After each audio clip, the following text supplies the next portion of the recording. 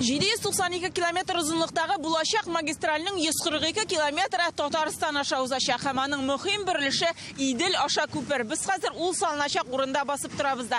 Hazır biri de geologik tekşirinu işleri başlandı. Geologlar tufraqni tekşire, skvajinalar bırauluylar. Soğundan subay qağıp nıqlığın sınayacaqlar. Bulaşaq köpürünün tirekleri nindi gruntqa, nindi tirenlikte oturtulacaq, şuşu isepləulərdən sığına nəticə шығaralar.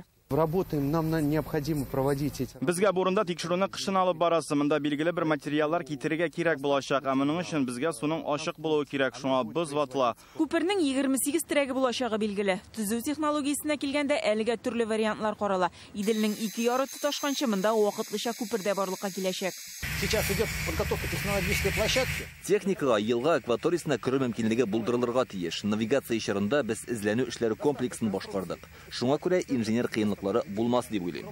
Кешеләр борчыладыр, авыл эшеннән машиналар жүрер микән дип, тузан туздырыр микән дип, тавыш булыр дип. Шуның өчен проектировщиклар һәм төзүчеләр бу мөмкинне елгада буз катырмыйча открытый майна дип әйтелгән, бер 6-7 километр шул су ачык торачак.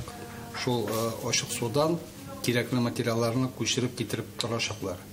Бу безнең теге авыл эшеннән жүрмәскә бик тә кирәкле эш иде.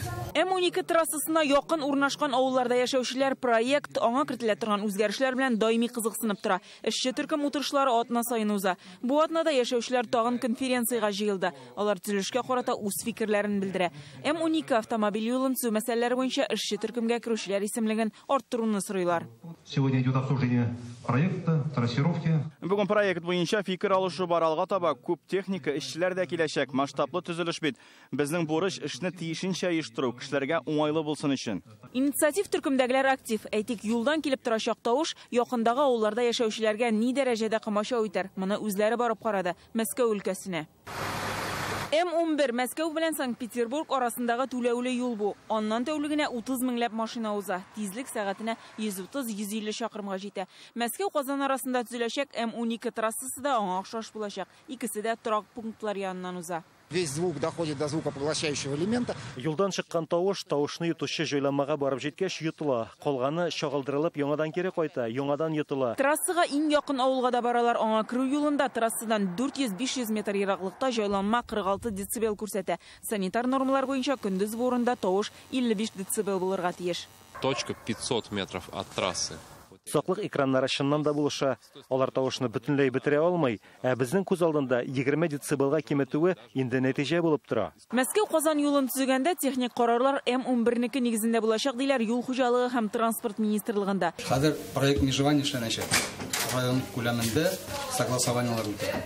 Проект межеваниелар бетергәннән соң безнең бөтен эшләр эшләнеп, май аенда проектны экспертизалар чыгарырга исәп. Түләүле юл Татарстанның 5 районы аша узачак, аны 2024 елга төзеп бетергән ниятлиләр.